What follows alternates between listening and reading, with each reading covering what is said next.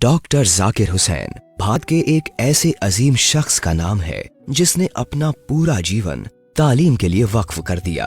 1920 में जब वो महज 23 साल के थे तब जामिया मिलिया इस्लामिया की अलीगढ़ में बुनियाद डालने में सबसे अहम रोल अदा किया।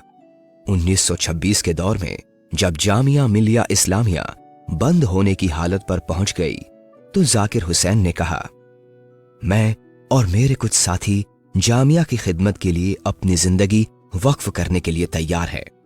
हमारे आने तक जामिया को बंद ना होने दिया जाए। जबकि उस वक्त वो जर्मनी में पीएचडी कर रहे थे और 1926 में डॉक्टर जाकिर हुसैन अपने दो दोस्त आबिद हुसैन और मोहम्मद मुजीब के साथ जर्मनी से भारत लौटकर जामिया मिलिया इस्लामिया की खिदमत में लग गए।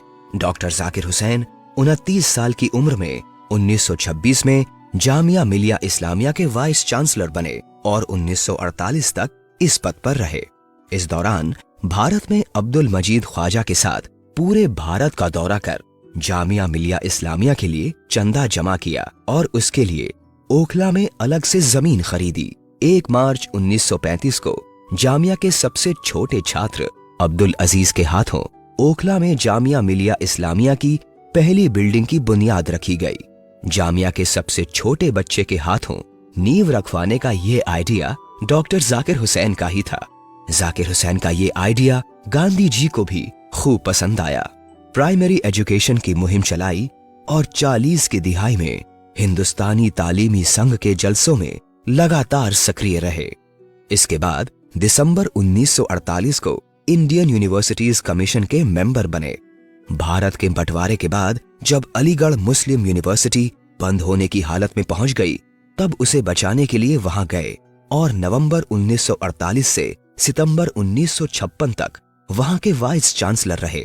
इसी दौरान 1950 में doctor Zakir Hussain world university service के चेयरमैन बने।